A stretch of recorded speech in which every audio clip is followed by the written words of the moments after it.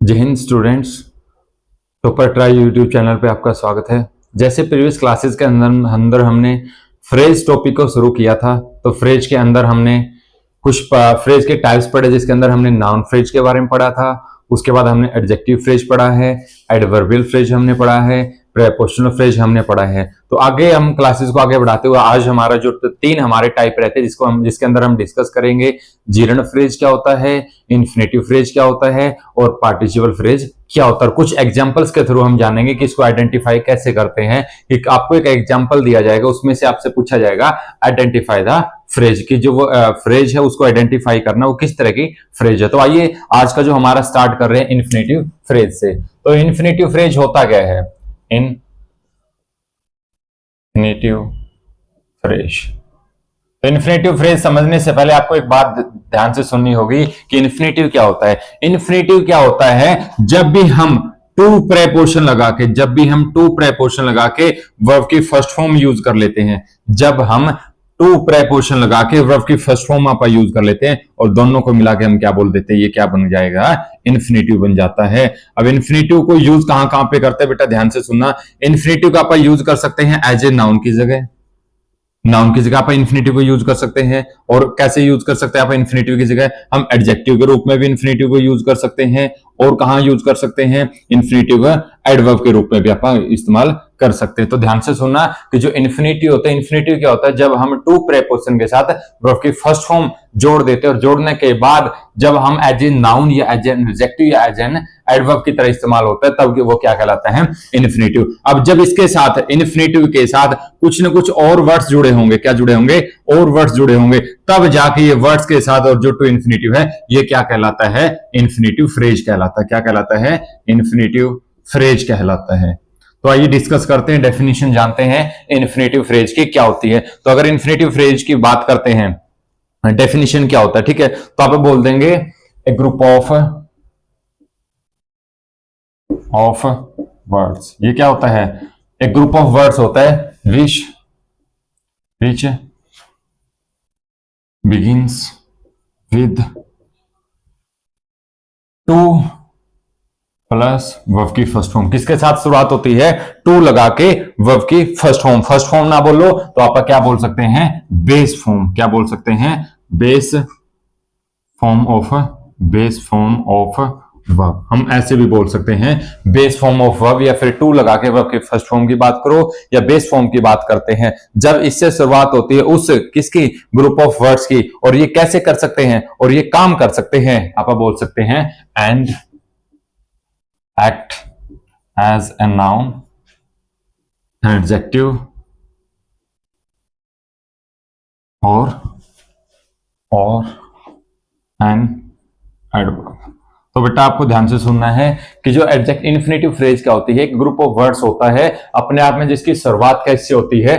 To preposition लगा के उसके साथ base form of the verb. अब जब इनको base form of the verb add on कर देते हैं तो ये काम किस किस की तरह कर सकता है? एज ए नाउन की तरह, एज एन एडजेक्टिव की तरह और एज एन एडवर्ब की तरह, इनकी तरह क्या कर सकता है? ये काम कर सकता है। वो कौन कर सकता है? Infinitive phrase. तो जैसे अगर हम इसके एग्जांपल की बात करें, तो अगर इन्फिनेटिव फ्रेज के एग्जांपल की बात करें तो जैसे आप क्या बोल सकते हैं? इसके एग्जांपल में हम क्या उठाएंगे? ठीक है, तो हम उठा लेंगे to win the game. To win the game, कि आप बोल सकते हैं to win the game. To win the game. आगे बता सकते हैं to win the game is our dream. इसके एक एग्जांपल की बात करते हैं, जैसे हमने लिखा है to win the game in is our dream. अब ध्यान से सुना, इस पूरे सेंटेंस के अंदर जो मेन वर्ब होगी जो हमारी कौन सी होगी? ये हमारी क्या बच गई? Main verb. उसके बाद ये हमारा क्या बच गया? ड्रीम, अपना ऑब्जेक्ट। तो बात ध्यान से सुनना बेटा। अब इस सेंटेंस की जो शुरुआत किससे हो रही है? टू के साथ वर्ब की फर्स्ट फॉर्म लगा के, तो इसको हम क्या बोल देंगे? इसको हम बोल देंगे इन्फिनेटिव। क्या बोल देंगे? इन्फिनेटिव। लेकिन हमने तो क्या पढ़ना है? इन्फिनेटिव फ्रेज पढ़ना है। तो इन्फिनेटिव फ्रेज हम किसको मिला के बोल देंगे? हमारे सामने जो दो गेम लगा है, तो यहां तक इस पूरे को हम मिला के क्या बोल देंगे? ये क्या बन जाएगा? इन्फिनेटिव फ्रेज बन जाएगा, इन्फिनेटिव फ्रेज बन जाएगा। तो इसको हमने क्या बोला है, इन्फिनेटिव फ्रेज बोला है। किसको बोला है, जो हमने टू लगा के वर्ब की फर्स्ट फॉर्म या बेस फॉर्म लगा देते हैं, उसके साथ कुछ ग्रुप ऑफ वर्ड्स जुड़े होंगे और इसी को हमने क्या बोल दिया, इन्फिनेटिव फ्रेज हमने नाम दे दिया। अगर और एग्जाम्पल की बात करते हैं तो जैसे हम बोल सकते हैं, जैसे दूसरे एग्जाम्पल की बात करते हैं, she wants to study abroad। ध्यान से सुनना, इस पूरे सेंटेंस के अंदर जो हमारी मेन वर्ब है, जो हमारी मेन वर्ब वो कौन सी हो जाएगी, वांट्स। ये हमारी क्या होगी, मेन वर्ब। और जो अपना सी है तो सी क्या बन जाएगा, अपना सब्जेक्ट। ठीक है, उसके बाद जैसे हमारे सामने टू आया है और टू के साथ स्टडी क्या है, फर्स्ट फॉर्म है, तो जैसे ही टू लगा है और टू स्टडी के साथ लगा तो ये हमारा क्या बन जाएगा, ये इन्फिनेटिव बन जाता है। क्या बन जाता है, इन्फिनेटिव। अगर हम बात करते हैं इन्फिनेटिव के साथ जो ये अब्रोड शब्द लगा है, क्या लगा है, अब्रोड शब्द लगा है, इन दोनों को मिला के हम ये हमारे सामने क्या बन जाता है, ये इन्फिनेटिव फ्रेज बन जाता है। क्या बन जाता है, इन्फिनेटिव फ्रेज कहलाता है। क्या आप सभी को इन्फिनेटिव फ्रेज समझ आ गया? तो आइए एक बार रिवीजन कर लेते हैं इन्फिनेटिव फ्रेज की। तो इन्फिनेटिव फ्रेज क्या होता है, एक ऐसा ग्रुप ऑफ वर्ड्स होता है जो जिसकी शुरुआत होगी, किसके साथ शुरुआत होगी, टू के साथ base form of the verb से शुरू होती है और वो एक्ट कर सकता है, किसकी तरह एक्ट कर सकता है, किसी नाउन की तरह एक्ट कर सकता है, किसी एडजेक्टिव की तरह काम कर सकता है और एडवर्ब की तरह काम कर सकता है। तो अभी हमने इन्फिनेटिव के बारे में जाना था। इन्फिनेटिव क्या होता है, जब हम टू प्रेपोजिशन लगा के उसके साथ base form of the verb use कर लेते हैं तो उसको तो कहा जाएगा इन्फिनेटिव। लेकिन उसके साथ कुछ और वर्ड्स जुड़े होंगे, क्या जुड़े होंगे, और वर्ड्स जुड़े होंगे, तब जाके वो पूरे वर्ड्स की बात करते हैं। इन्फिनेटिव के साथ वर्ड्स जोड़ के तो अपने आप में क्या कहलाता है, इन्फिनेटिव फ्रेज। और जो किसकी तरह इस्तेमाल हो सकता है, as an noun, as a noun, as an adjective, as an adverb. उसके बाद हमने एग्जांपल जाने हैं, जैसे to win the game is our dream. तो इसके अंदर हमारी मेन वर्ब हमारी कौन सी आ गई, इज है। उसके बाद अगर पहले की बात करते हैं, सेंटेंस की शुरुआत किससे हो रही है, टू लगा के वर्ब के फर्स्ट फॉर्म या बेस फॉर्म से शुरुआत हो रही है। उसके बाद जो हमारा ये लिखा है नाउन प्लस जो हमारा आर्टिकल लगा है, इन दोनों को मिला के और इन्फिनेटिव उठा के इसको क्या कहा जाएगा, इन्फिनेटिव फ्रेज कहा जाएगा। उसके बाद जो कुछ लिखा है ये क्या है, ऑब्जेक्ट। और जो आवर ड्रीम है इसको ऑब्जेक्ट तो है, लेकिन इसको और क्या बोल सकते हैं हम, नाउन फ्रेज भी नाम दे सकते हैं। क्या नाम दे सकते हैं, नाउन फ्रेज भी बोल सकते हैं। तो अगले दूसरे एग्जाम्पल की बात करते हैं, तो जैसे she wants to study abroad. तो आप बोल सकते हैं शी अपना क्या है, सब्जेक्ट है, वांट्स अपना क्या है, मेन वर्ब है। आगे लिखा है टू स्टडी, टू अपनी प्रेपोजिशन उसके साथ फर्स्ट बेस फॉर्म लगी है, ये क्या है, बेस फॉर्म, तो इसको मिला के इन्फिनेटिव। लेकिन आगे आने वाला जो शब्द है अब्रॉड, वेयर, तो इसने एडवर्ब है, तो इसने जैसे एडवर्ब के साथ शामिल हुआ तो इन्फिनेटिव फ्रेज ने किसकी तरह इस्तेमाल हो गया, एज एन एडवर्ब। लेकिन यहां पे बात करेंगे तो किसकी तरह इस्तेमाल हो गया, नाउन की तरह इस्तेमाल हो गया, कौन, इन्फिनेटिव फ्रेज। तो हमने इन्फिनेटिव फ्रेज हमने डिस्कस कर लिया है। तो अब हमारा जो नेक्स्ट पार्ट बचता है वो हम बात करेंगे जीर्ण फ्रेज क्या होता है। तो हम सब ने पढ़ा होगा कि जीर्ण फ्रेज क्या होता है। आप लोगों ने वर्ब के दो रूप पढ़े होंगे, फाइनाइट और नॉन फाइनाइट। तो नॉन फाइनाइट वर्ब्स ऐसी वर्ब्स देखी होंगी जिसके अंदर एक जीरण नाम का कोई एक टॉपिक आता है। और जीरण क्या होता है, जब हम वर्ब की फर्स्ट फॉर्म के साथ आईएनजी सफिक्स कर देते हैं। जब भी हम वर्ब की फर्स्ट फॉर्म के साथ आईएनजी सफिक्स कर देते हैं और उस आईएनजी फॉर्म को हम एज एन नाउन या एज एन एडजेक्टिव के रूप में पेश कर देते हैं, उसको यूज कर लेते हैं, तब जाके उसका नाम क्या बन जाता है, जीरण। तो सबसे पहले हेडिंग डालिएगा, हमने और क्या पढ़ना है, नेक्स्ट फ्रेज हमारी बस्ती जो जीरण फ्रेज। क्या पढ़ा हमने, जीर्ण फ्रेज हमने पढ़ना है। तो ध्यान से सुनना, जीर्ण। अभी हम डिस्कस करेंगे जीर्ण क्या होता है, क्या होता है, जीर्ण क्या होता है। ध्यान से सुनिएगा, जीर्ण क्या होता है। तो हम बोल सकते हैं कि जब हम वर्ब की फर्स्ट फॉर्म के साथ हम आईएनजी सफिक्स कर देते हैं, जब हम वर्ब की फर्स्ट फॉर्म के साथ आईएनजी सफिक्स कर देते हैं, क्या कर देते हैं, सफिक्स कर देते हैं, तो इसको क्या कहा जाए। और ये तो हमारी जैसे अगर सिंपल सी बात करें, फर्स्ट फॉर्म आईएनजी तो ये continuous form of the verb होगी। लेकिन अगर इसको हम नाउन या एडजेक्टिव के रूप में इस्तेमाल करने लग जाए, या तो नाउन के रूप में या एज एन एडजेक्टिव के रूप में इस्तेमाल करने लग जाएंगे, तब जाके इसी फॉर्म का नाम क्या पड़ जाएगा, जीर्ण पड़ जाएगा। क्या पड़ जाएगा, जीर्ण पड़ जाएगा। लेकिन जब हम वर्ब के फर्स्ट फॉर्म के साथ आईएनजी लगा देते हैं और इसके बाद कुछ न कुछ वर्ड्स जोड़ देंगे, कोई वर्ड्स जोड़ देंगे, तब जो हमारा ये जो आईएनजी के साथ लगा के कुछ वर्ड्स है, तो यही क्या कहलाता है, यही हमारा बन जाता है जीर्ण फ्रेज। क्या बन जाता है, जीर्ण फ्रेज। तो आपको समझ आओगा फ्रेज के बारे में। अब डेफिनेशन की बात करते हैं कि जीर्ण डेफिनेशन की क्या, कैसे हम डेफिनेशन जानेंगे। तो ध्यान से सुना, तो डेफिनेशन बनाए gerund phrase is a group of words। तो क्या होता है, जिरंड क्या होता है, ग्रुप ऑफ वर्ड्स होता है। और जो जिरंड ग्रुप ऑफ वर्ड्स होता है तो आप बोल सकते हैं which begin with ing with verb की first form plus ing form of verb, ing form of verbs and act as a noun. और वो किसकी तरह एक्ट करने लगे, एज ए नाउन की तरह इस्तेमाल होने लग जाए तो उसको हम क्या बोल देंगे, जिरंड फ्रेज बोल देंगे। तो जिरंड फ्रेज हमने पढ़ा है, ये क्या होता है कि ग्रुप ऑफ वर्ड्स होता है, मतलब बहुत सारे वर्ड्स जुड़े होते हैं और हमेशा शुरुआत किससे होती है, वर्ब की फर्स्ट फॉर्म के साथ आईएनजी लगा देते हैं, ING form of the verb. ING ना बोलो तो हम इसको क्या बोल सकते हैं, continuous form of verb. And और किसकी तरह इस्तेमाल हो जाएगी, ये किसी न किसी नाउन की तरह, किसकी तरह इस्तेमाल हो जाएगी, जो फंक्शन नाउन के बनते हैं वही फंक्शन कौन करने लग जाता है, जिरंड करने लग जाता है। तो आइए इसके एग्जांपल की बात करते हैं आप, ठीक है। तो अगर जिरंड फ्रेज के एग्जांपल की बात करें तो आइए डिस्कस करते हैं। जैसे पहला example, swimming in the lake is fun. Swimming in the lake is fun. तो आइए डिस्कस करते हैं। अब जैसे आपने सेंटेंस देखता है, सेंटेंस के अंदर सबसे पहले जो हमारी मेन वर्ब निकल के कौन आ जाएगी, ये हमारी क्या आ गई, मेन वर्ब, ठीक है। उसके बाद ये हमारा क्या निकल के आ जाएगा, ऑब्जेक्ट। इससे पहले बात करते हैं जो हमारे सेंटेंस की शुरुआत किससे हो रही है, स्विमिंग से। और स्विमिंग क्या है, स्विमिंग क्या है, जब हम स्विम वर्ब के साथ, स्विम क्या वर्ब की फर्स्ट फॉर्म है, इसके साथ जैसे हमने आईएनजी फॉर्म जोड़ दिया और इसने किसकी तरह एक्ट कर दिया, एज एन नाउन की तरह काम कर दिया, तब जाके ये क्या कहलाता है, जिरंड कहलाता है। क्या कहलाता है, जिरंड। क्या कहलाएगा, जिरंड। ये अकेला ये जो पार्ट है ये क्या कहलाएगा, जिरंड कहलाएगा। लेकिन जैसे ही हमने क्या कर दिया, इसके अंदर इन द लेक, अगर हमने जैसे ही ये पूरा पूरा पार्ट उठा लिया, मेन वर्ब से पहले का जो हमने पूरा पूरा पार्ट उठा लिया, मतलब हम यहां पे लिख लेते हैं swimming in the lake.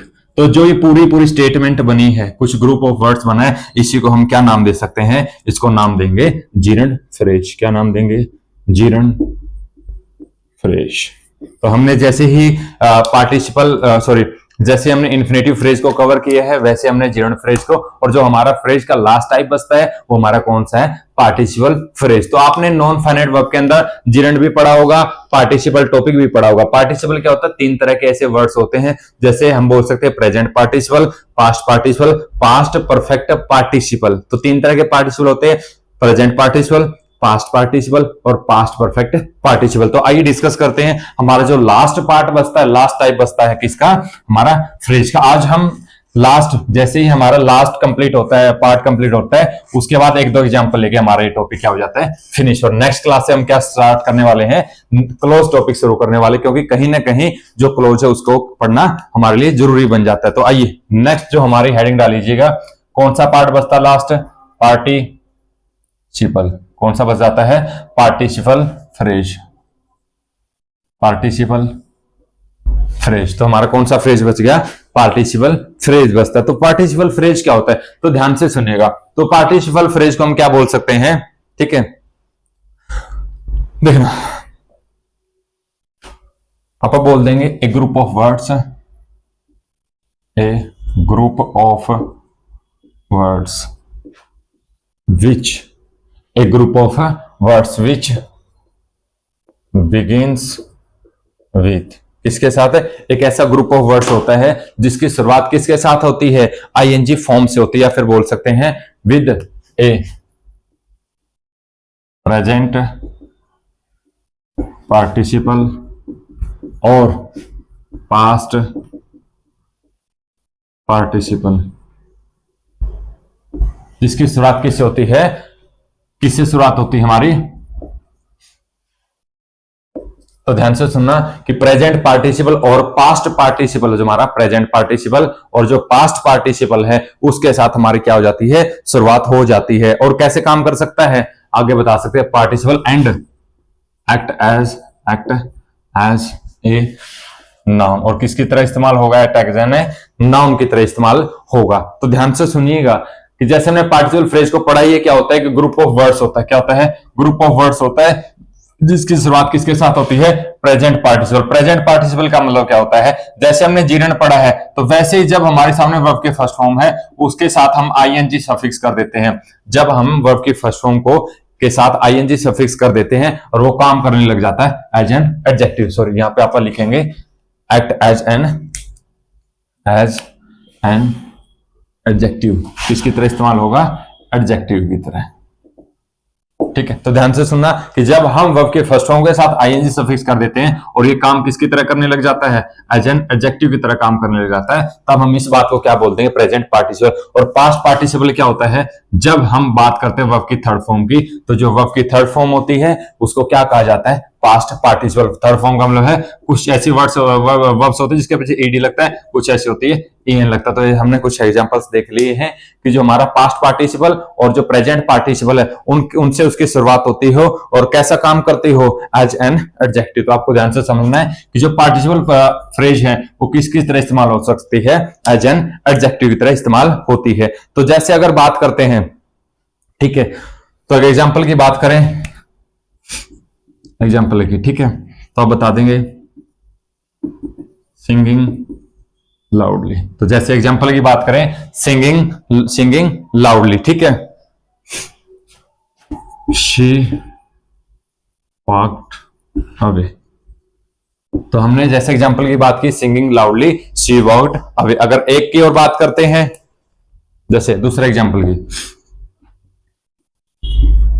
Burn by the सन। क्या लिखा हमने, बर्न बाय द सन, ठीक है। आगे बोल सकते हैं she burn by the sun she, ठीक है। आप बोल देंगे कि burn by the sun she, burn by the sun she stayed indoor, ठीक है। तो आपको ध्यान से समझना है। जैसे आपको पहली बात, अगर इसकी पहचान की बात करते हैं, अगर इसकी पहचान की बात करते हैं कि देखो, वो तो दोनों कंपेयर करेंगे, ठीक है, चलो बाद में कंपेयर करें। जो हमारा प्रेजेंट पार्टिसिपल वो भी फर्स्ट फॉर्म के साथ आईएनजी की शुरुआत होती है। जैसे हमारे यहाँ पे क्या किससे शुरुआत हो रही है, वर्ब की फर्स्ट फॉर्म के साथ आईएनजी से शुरुआत हो रही है। लेकिन हमारी जीर्ण फ्रेज की भी शुरुआत किससे होती है, वर्ब की फर्स्ट फॉर्म के साथ आईएनजी से। तो दोनों में फर्क क्या है, सिर्फ ये एडजेक्टिव की तरह काम कर तो वो भी सकता है, लेकिन फर्क क्या होगा, फर्क ये रहेगा कि जैसे ही हमने वर्ब के फर्स्ट फॉर्म के साथ आईएनजी के साथ हमारी शुरुआत होती है, लास्ट में क्या मिलेगा आपको, आगे आने वाला क्या मिलेगा, कोमा मिलेगा। आपको कोमा ध्यान रखना है, तो आपको कोमा मिलेगा और उससे जो पूरी शुरुआत है, ये तो फर्स्ट फॉर्म, ये तो अपना क्या बन गया, जीरण बन गया। अगर इसको सॉरी हमारा क्या बन गया, प्रेजेंट पार्टिसिपल। अगर हमने लाउडली को भी शामिल कर लिया, इस एडवर्ब को भी शामिल कर लिया, ये क्या है, एडवर्ब है, इसको शामिल कर लिया, तो ये बनने वाला हमारे सामने क्या बन जाता है, ये इसको क्या कहा जाएगा, पार्टिसिपल फ्रेज कहा जाएगा। क्या कहा जाएगा, पार्टिसिपल फ्रेज कहा जाएगा। आगे तो जो हमारा बच गया, हमारी मेन वर्ब बच जाएगी, ठीक है, ये अपनी एडवर्ब बच जाएगी, ये हमारा क्या आ जाएगा, सब्जेक्ट। ये तो हमारा अलग बच जाता है। तो जो हमारा ये कोमा से इस साइड का वो पूरा क्या कहलाएगा, पार्टिसिपल फ्रेज। तो जैसे सेकंड में देखते हैं, बर्न क्या होता है, वर्ब की थर्ड फॉर्म है, इसके साथ जैसे शुरुआत होती है बाय द सन, तो बाय द सन से लेके अगर हम पूरे बर्न बाय द सन की बात करते हैं तो अपने आप में ये तो हमारा पास्ट पार्टिसिपल, लेकिन पास्ट पार्टिसिपल तो अकेला वर्ड हो गया, इसके साथ अगर ग्रुप जुड़ा होगा पूरे का तो उसको क्या कहा जाएगा, ये हमारा क्या बच जाएगा, पार्टिसिपल फ्रेज। क्या कहलाएगा, पार्टिसिपल फ्रेज कहलाएगा। उसके बाद ही हमारा क्या बच जाएगा, सब्जेक्ट, ये हमारी मेन वर्ब, ये अपना क्या बच जाएगा, एडवर्ब बच जाएगा।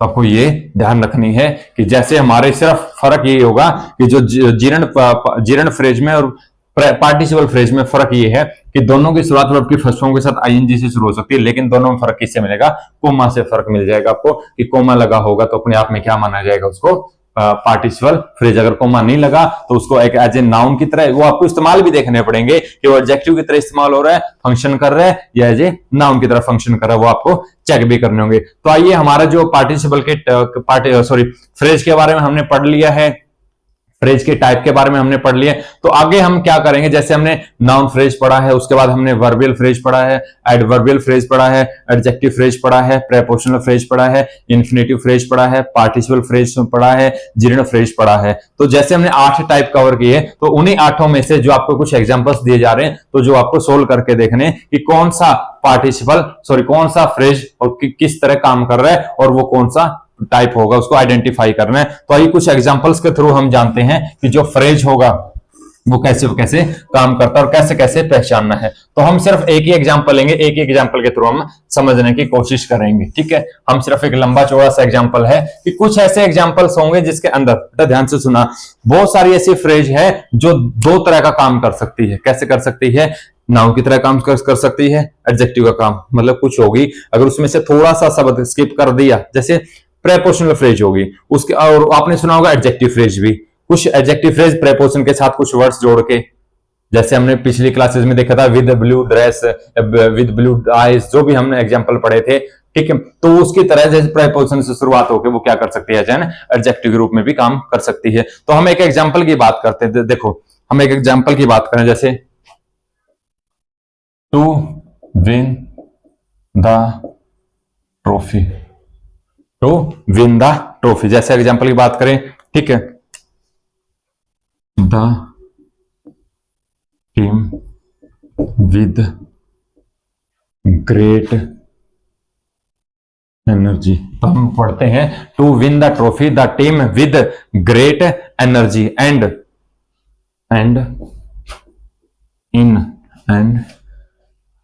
इन हाई, हम स्पेस इसलिए छोड़ रहे ताकि हम अच्छे से इसको डिफाइन कर पाएंगे, इन हाई स्पिरिट्स। ठीक है, और उनकी जो हाई स्पिरिट्स है उसके तहत। ठीक है, आगे बताएंगे, has been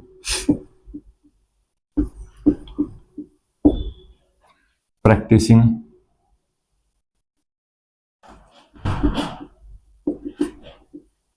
has been practising. ठीक है, तो आप बता देंगे in high spirits has been practising. ठीक है, फॉर सेवरल हावर्स, जैसे हमने पढ़ा है फॉर सेवरल हावर्स। ठीक है, आगे बता देंगे under the guidance of a professional coach. तो बेटा ध्यान से सुनना, ये आपको एक लंबा चौड़ा सेंटेंस दिया गया, इसके अंदर आपको क्या करना है, आइडेंटिफाई करनी है कि कौन सी फ्रेज कैसी होगी। तो आइए स्टार्ट करते हैं।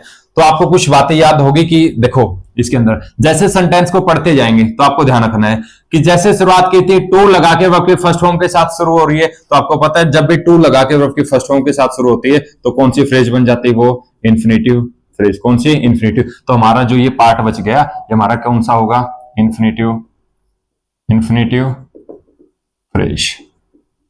यहां तक समझ आ गया। उसके बाद जो द ट्रॉफी है, तो द ट्रॉफी इसको हम क्या बोल सकते हैं, नाउन फ्रेज। क्या बोल सकते हैं, नाउन फ्रेज। तो जैसे नेक्स्ट पे पहुंचे द टीम अपने आप में क्या हो जाएगी, noun phrase. With great energy, तो विद ग्रेट एनर्जी अपने आप में क्या है, क्या बोल सकते हैं इसको आप, एडजेक्टिव फ्रेज